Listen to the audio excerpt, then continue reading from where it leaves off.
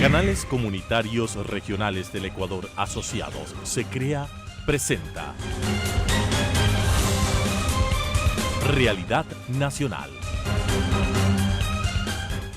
Amigos, gusto estar con ustedes como todas las semanas en el espacio de SECREA, un espacio que se lo difunde a través de todos sus canales de televisión socios, canales de cobertura nacional, de cobertura regional y de cobertura local, que agrupa a 45 medios de comunicación.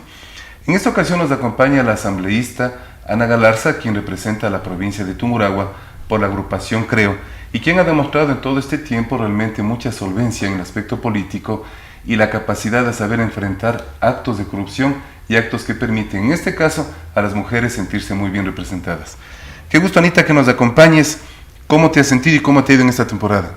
Muchísimas gracias por tu invitación, Roberto, y por supuesto el saludo cariñoso para todos quienes nos están acompañando en este espacio. En este año que hemos estado en una función legislativa un poco con vaivenes, ha sido complicado. Hay dos segmentos de esta función legislativa. En la primera está José Serrano presidiendo la Asamblea Nacional y teniendo un papel fundamental en el encubrimiento de delitos contra la administración del Estado, cuando en realidad el papel que tenemos que cumplir nosotros como asambleístas es el de la fiscalización, no el del encubrimiento. Y por otra parte, la designación de Elizabeth Cabezas como presidenta de la Asamblea Nacional, donde se puede ver que hay una dirección muchísimo más apegada a la norma de una manera democrática. No es que a nadie le está haciendo favores o le está permitiendo que haga lo que quiera, sino ella revisa lo que dice la norma y simplemente da cumplimiento a la misma, y considero que eso es como ecuatorianos lo que hemos estado esperando por muchísimo tiempo por parte de la Asamblea Nacional, porque hay que comprender que por más buenas iniciativas que nosotros presentemos, no solo en ámbito de fiscalización, sino también en ámbito legislativo, antes se anteponía los intereses políticos. Si es que un asambleísta de oposición tenía una propuesta excelente en el ámbito de legislación, no le daban paso. ¿Por qué? Porque no querían que se destaque, no querían que gane un espacio, porque sería un espacio menos para ellos. Y evidentemente eso no favorecía el proyecto político. Y en realidad a quien se dañaba es al país, porque el país era quien perdía la oportunidad de tener excelentes iniciativas legislativas y, por la parte de la fiscalización, librarse de funcionarios públicos que están usufructuando el dinero de todos los ecuatorianos. Ahora, con todo lo que acabas de mencionar, ¿cómo valoras tú este primer año de gobierno? Fuera de que seas asambleísta, fuera de que seas una representante política en el Ecuador, como ecuatoriana, ¿cómo valoras tú este primer año de gobierno? Como legisladora y como ecuatoriana recorro todo el país y recogiendo todas las necesidades ciudadanas, y la principal necesidad es el empleo.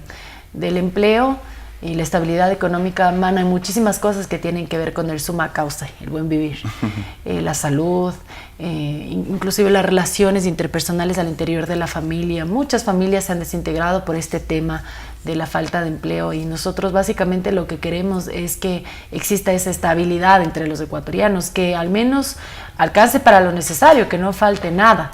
El presidente Lenín Moreno manifestaba que la propuesta de 1 millón de empleos, que era nuestra propuesta de campaña, era demagógica. Sin embargo, ofreció 250,000 empleos anuales por 4 años, daba 1 millón de empleos. Y no se trata si es que nos copió o no nos copió la propuesta de campaña. Se trata de que no la está cumpliendo, le está fallando a los ecuatorianos que tienen esa imperiosa necesidad de tener un espacio para poder laborar y con ese dinero evidentemente suplir todas las necesidades que tienen en sus hogares, y además de eso fortalece la economía en todos los aspectos posibles. Ha decrecido también la credibilidad en el presidente de la República, porque mientras él dice una cosa, sus ministros de Estado muchas veces dicen otra. Es el caso, por ejemplo, con la misma canciller de la República, María Fernanda Espinosa, que será llevada a juicio político por mi bancada de CREO. Se dedica a María Fernanda Espinosa a defender a un presidente que no tiene ningún problema con abrir fuego en contra de sus conciudadanos, genocidio se llama en muchos de los casos. Y por otra parte, Lenín Moreno manifiesta que ya en Venezuela se ha derramado muchísima sangre, que eso no debería continuar. El uno defiende la vida, la otra defiende a un genocida. Esto denota que quienes están rodeando al presidente de la República no son las personas más calificadas, y él ha solicitado la renuncia a todo su gabinete ministerial para hacer una evaluación. Y vemos que les ha aceptado la renuncia a varios, pero los ha movido a otros espacios. No es que ha abierto espacios para que entren personas más Ahora, ¿cómo tú capacitadas. valoras entonces? Se acaba de mencionar lo de la canciller en este caso. Su actitud, que está viajando, no está presente. ¿Cómo valoras tú eso? Acabas de mencionar que se va a ir a juicio político y estás encabezando tú el proceso. Soy una de las asambleístas que encabeza el proceso. Son varios los interpelantes en un proceso de juicio político. Como le dije, yo recorro el país y uno de los clamores ciudadanos eran: esa canciller no puede seguir ahí, no puede tomarse el nombre de nuestro país para darle espaldarazos y respaldo a presidentes que no sintonizan con nuestra política, con nuestra Constitución de la República del Ecuador, que defiende la vida y muchas otras cosas más. Es decir, que se dedique a hacer una campaña a la presidencia de la Organización de Naciones Unidas para alimentar su vanidad y su ego con dinero de todos los ecuatorianos, mientras estamos en una crisis fronteriza. Y ella tenía que tener relaciones con la canciller de Colombia para que podamos tener un trabajo bilateral, porque el conflicto con la frontera norte es algo heredado. Los disidentes de las FARC no pertenecen, en este caso, a organizaciones de las Fuerzas Armadas Revolucionarias de Ecuador, sino las FARC es Fuerzas Armadas Revolucionarias de Colombia, y nosotros hemos tenido que un poco sostener el tema que viene del país colombiano. Comprendemos que tenemos que darles una mano y para eso se necesita coordinación, y para la coordinación, ¿quiénes están? Los ministros de Relaciones Internacionales. ¿Y dónde estaba María Fernanda Espinosa? De candidata para la presidencia de Organizaciones Unidas. Sí, 4 marinos fallecieron, 3 miembros del equipo periodístico del Comercio secuestrados y fusilados. Así es. Y 2 ecuatorianos que siguen secuestrados, que no tenemos fe de vida y que probablemente ya hayan... ¿Qué será frente a esto que el Estado ecuatoriano ha bajado el nivel? Ya no se oye tanto. Claro, a los familiares se les ha entregado la información, pero ya no como fue al inicio. ¿Ha bajado un poco la información o será que están estableciendo, con el cambio de los ministros, una nueva estrategia? No, yo pienso que el gobierno es muy reactivo a la coyuntura social, y como latinoamericanos, yo soy psicóloga, somos muy emocionales y las emociones son intensas pero a corto plazo, ¿sí?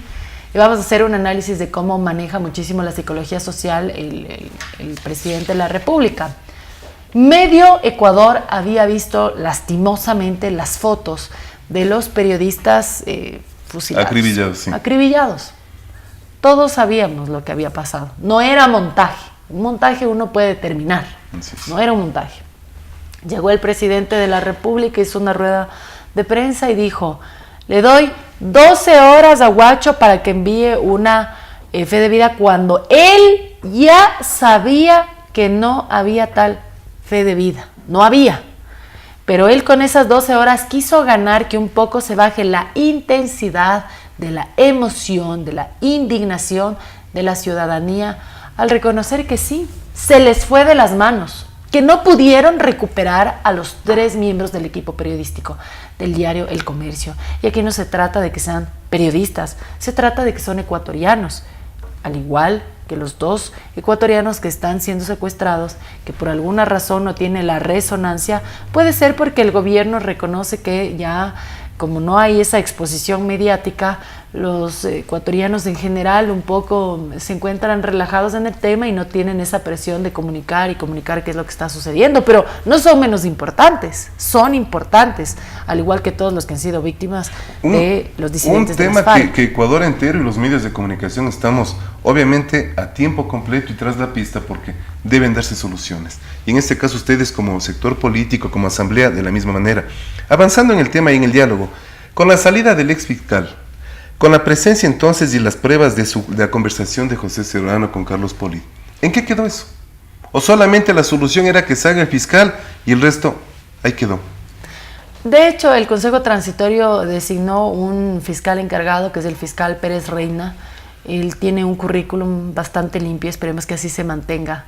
Es difícil mantenerse en la línea de lo correcto cuando están en un puesto muy susceptible a la corrupción. La justicia es un espacio donde no siempre el inocente es el que no ha cometido un delito, sino el que tiene mayor influencia. Qué pena, es así, pero qué pena. Así es, lastimosamente.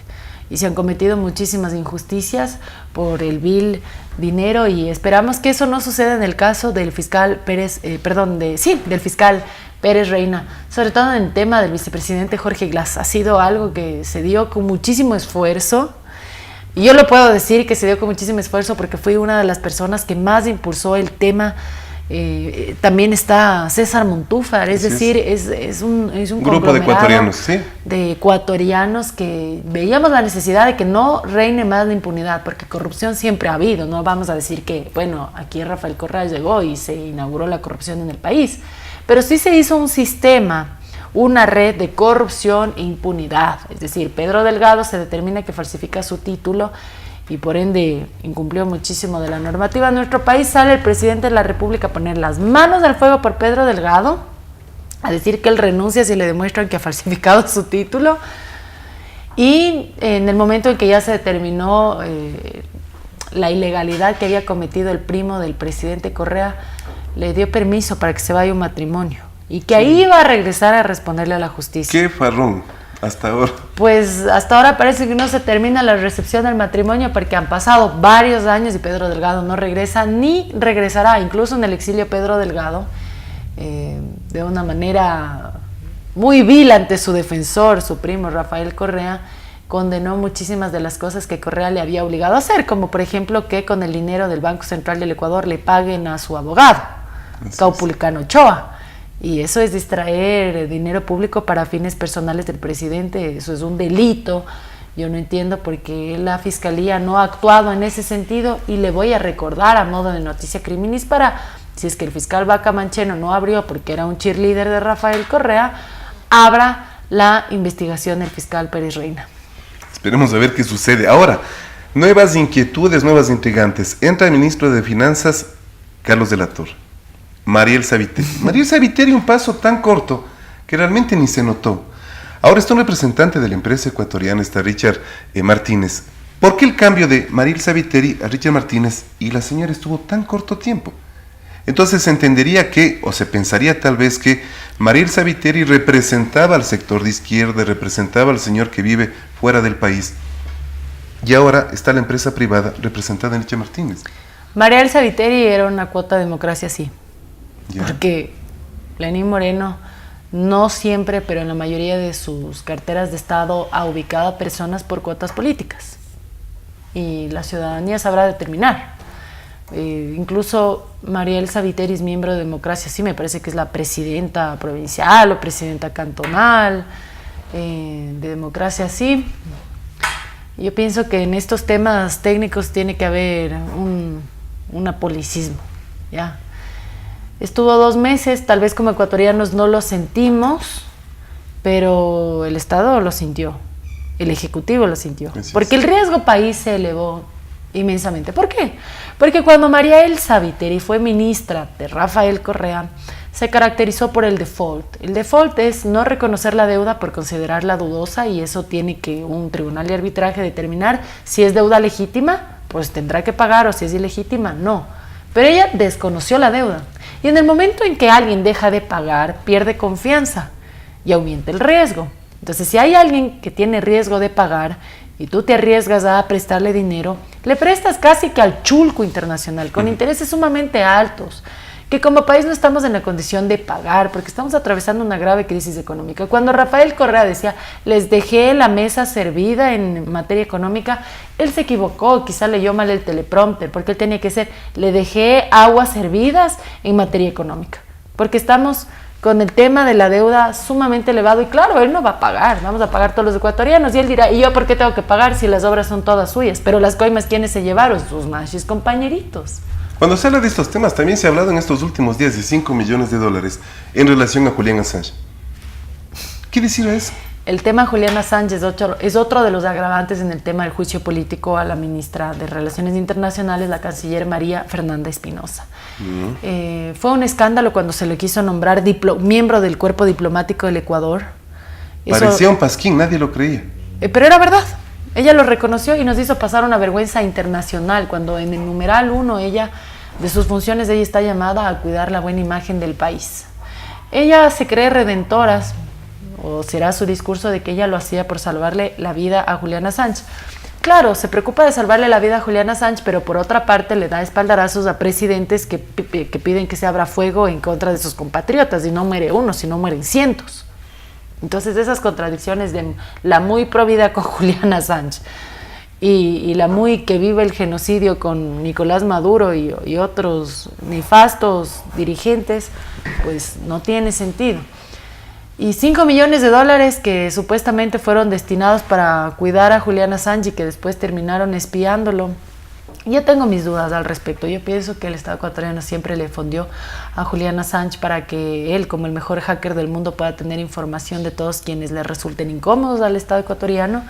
Y también la protección que se ven obligados a darle es porque el mejor hacker del mundo también puede saber cómo se da un fraude electoral o dónde tiene el dinero escondido alias Vidrio o Mashis compañeros. ¿Será tal vez que la sabiduría popular, nadie da nada por nada, se está cumpliendo? Yo creo que en el caso de Julian Assange y esta relación que tiene con el gobierno ecuatoriano es porque cada uno necesita del otro, pero no necesariamente para los mejores fines, ¿sí? Y eso lastimosamente se da con el dinero de todos los ecuatorianos. O sea, para ellos gastan en $5 millones. Todavía hay personas que viven en carpas en Manabí. No, pero es que hay que pagar $5 millones para espiar a Julian Assange. No se pagan bonos de incentivos jubilares a los maestros jubilados, que eso está como derecho en la Constitución, no les están haciendo un favor. No, pero es que hay que pagar $5 millones para espiar a Julian Assange. Hay necesidades prioritarias antes que gastar $5 millones en espiar a quienes utilizan ustedes para que espíen a los ecuatorianos que les resultamos incómodos porque estamos cumpliendo con nuestro trabajo. Ahora, ¿qué decir del Consejo de Participación Ciudadana y Control Social Transitorio? Está actuando, varios funcionarios públicos ya no están, se entendería que varias dependencias van a desaparecer. La misma Superintendencia de Comunicación, la Supercon, salió su principal, el señor Ochoa. El presidente ha anunciado que va a desaparecer la institución. Se entendería entonces, recalco, que el organismo está trabajando en beneficio del pueblo y cumpliendo su función. Está cumpliendo con lo que manifiesta el mandato popular, en el anexo 3 de la consulta popular. Dentro de la Asamblea Nacional, de algún sector movido por hilos de José Serrano, y yo tengo que decirlo porque la gente tiene que saberlo, el asambleísta Daniel Mendoza, lastimosamente, porque es un chico tan joven, pero es el tonto útil de José Serrano. Es más, José Serrano salió de la presidencia y Daniel Mendoza adoptó a sus asesores. Entonces es como que su brazo ejecutor, porque José Serrano va rara vez a trabajar. Ya. Entonces querían hacer un pronunciamiento para que se delimite hasta qué límite debe llegar el Consejo Transitorio, cuando eso está establecido ya en el anexo 3, es decir, si ahorita la Constitución o alguna norma establece qué es lo que hacía el anterior Consejo, ya no es lo mismo, porque nosotros autorizamos que se reemplacen esos artículos. Pero era necesario abrir el espacio de debate en el Pleno de la Asamblea Nacional. Sí era necesario. ¿Por qué? Por lo que pasó también con el juez de Balsas. Él concedió una medida cautelar para una acción de protección, por el tema de la suspensión del concurso de asignación de fiscales. ¿Ya? Entonces ya había un sector que estaba parándole al Consejo Transitorio. Y eso no es lo que el país necesita, porque francamente ha sido un alivio para nosotros que el Consejo Transitorio nos esté dando la razón y le marque la pauta a la Asamblea Nacional. O sea, ahora la presidenta de la Asamblea Nacional sabe que tiene que dar paso a los procesos de fiscalización, porque si no lo hará el Consejo Transitorio. Y la Asamblea Nacional nuevamente terminará como que no hace absolutamente nada. Y no es porque nosotros no queramos, sino porque depende de quienes toman las decisiones al interior de la Asamblea. Me refiero al CAL. Y en eso el CAL entonces estaría actuando, ¿se vería que está actuando de manera correcta o le falta fuerza? En el tema del juicio político a Gustavo Yalc pasó. Cuando estuvo José Serrano no pasó y tenía lo mismo. Ya. Y en el CAL también se estancó el juicio político a Jorge Glass. Me sancionaron por fiscalizar. O sea, era el mundo al revés. A quienes había que fiscalizar, los salvaban. Y a quienes fiscalizaban, los sancionaban. Entonces que ahora se está actuando de manera correcta. ¿Y el posicionamiento de la Asamblea Nacional va a empezar a subir o se mantendrá en los niveles en los que está? Porque la sociedad de alguna manera reclama ¿Qué pasa con la Asamblea? No directamente cada uno de los asambleístas, sino en general como cuerpo colegiado. Nacional, sí. ¿Qué pasa con la Asamblea? Y yo me uno, porque créanme, si como ciudadana me indignaba en cómo se veía la Asamblea Nacional y por eso decidí mojarme el poncho y meterme en política, porque no era política, era porque veía una inacción, un encubrimiento pero nefasto. Y en el momento en que estás adentro te das cuenta que es peor de lo que te imaginas afuera. Los cabildeos y los tejes y manejes y los intereses políticos sobre los intereses ciudadanos es vomitivo. Y eso se da no solo en el oficialismo. Todo lado. ¿Quién vota por María Alejandra Vicuña para vicepresidente de la República del Ecuador? Sacamos a Jorge Glass de la vicepresidencia como la oportunidad de dignificar la vicepresidencia de la República del Ecuador. Entonces, hay 16 millones de ecuatorianos con muchas cualidades y aptitudes y va el presidente y selecciona a María Alejandra Vicuña, la reina del nepotismo. Es que es inaceptable. Entonces, ahí se ve que no solamente se arreglan los votos en el sector del oficialismo, sino también se arreglan los votos con ciertos asambleístas que, bueno, no sintonizan todavía con el sentir ciudadano. Nosotros estamos para hacer eco de lo que la ciudadanía pide. La ciudadanía está harta de la canciller. ¿Quiénes somos su brazo al interior de la Asamblea Nacional? Los asambleístas. La ciudadanía quiere trabajo. ¿Quiénes tenemos que buscar la manera que mediante legislación se pueda viabilizar el tema de las fuentes de empleo? Los asambleístas. Entonces, sí, yo pienso que la calificación de la Asamblea Nacional será un poco mejor a la anterior y se ha mejorado desde que está Elizabeth Cabezas presidiendo la Asamblea Nacional, pero falta muchísimo para hacer. Falta mucho, inclusive por cambiar hasta la imagen. Y falta voluntad política, porque no solamente el bloque de Creo va a ser el que fiscalice. ¿Qué pasa con los otros bloques? No podemos hacerlo todos nosotros porque 4 años no nos van a alcanzar. Y es la verdad. Entonces, para que la ciudadanía sienta un verdadero trabajo de la Asamblea Nacional, tiene que haber voluntad política de los 137 asambleístas. Lastimosamente a muchos les quedó muy grande el cargo y si les gusta llegar a la Asamblea Nacional a comprar joyas, váyase a su casa, compre las joyas, cante lo que quiera afuera, pero dentro de la Asamblea Nacional se necesita gente que trabaje y que asista. Lo que siempre se dice, los ecuatorianos somos quienes cancelamos esos sueldos. Finalmente, estamos llegando a la parte final, mi querida Anita. ¿Qué decir como mujer, como ambateña, como tunguragüense, de todo este proceso lastimoso que nos dolió a los ecuatorianos con el señor Manuel Alarcón, que en su taxi fue asesinado, salió en las cámaras? ¿Qué acciones va a tomar, qué aporte va a dar la Asamblea Nacional para endurecer las penas, para cambiar las leyes? ¿Qué se va a hacer? Porque eso fue en Ambato, ha sucedido en todas las ciudades y provincias del país. Pero ahora fue tan duro porque salió todo en video, se viralizó lastimosamente. ¿Pero qué hacer como asambleístas? Sí, por el momento no vamos a pedir que se endurezcan las leyes. Hay mucha gente que dice cierran fronteras y en lo personal yo no estoy de acuerdo con eso, porque no todas las personas que vienen del exterior son malos elementos. Conozco gente maravillosa que ha aportado muchísimo para el país y la delincuencia no está ligada a la nacionalidad de... Así es. La delincuencia es el acto, lo cometa quien lo cometa. Pero Ecuador es nuestra casa y los ciudadanos son nuestra familia. Y usted a su casa para que comparta con su familia a alguien, tiene que saber al menos quién es. Bienvenido, quién eres. No les dejas pasar a cualquier persona porque no sabes las intenciones o los antecedentes que pueda tener. La ley de movilidad humana es muy clara. Para tener una residencia temporal o permanente tiene que presentar los antecedentes penales de el país en el que vivió los últimos 5 años. Esa ley es vigente, no la hice yo y la tengo que respetar. La defensora del pueblo, Gina Benavides, es una defensora de los derechos humanos. Yo también, porque en algún momento en la Asamblea Nacional me solidaricé con el éxodo que están viviendo nuestros hermanos venezolanos. Si salen de Venezuela, no es porque están felices con lo que sucede en su país. Ahora bien, lo que pedimos es que las autoridades cumplan los controles migratorios, que la gente buena permanezca aquí en el Ecuador y que las personas que vienen a hacer daño, pues somos de fronteras abiertas. Así como entraron, tienen que salir. La defensora del pueblo pide que no hayan controles migratorios. Respeto, pero no comparto. Yo estoy aquí para defender sobre todo a los ciudadanos ecuatorianos y a todos quienes sean bienvenidos acá a hacer un mejor Ecuador. Muchísimas gracias, Anita Galarza, por sus criterios y comentarios. Realmente es enriquecedor escuchar a una dama que nos permita conocer más aspectos sobre la Asamblea y que represente en este caso a Tungurahua y al país. Muchísimas gracias, Anita. Muchísimas gracias, Roberto. Un gusto y con ustedes, amigos, hasta la próxima semana.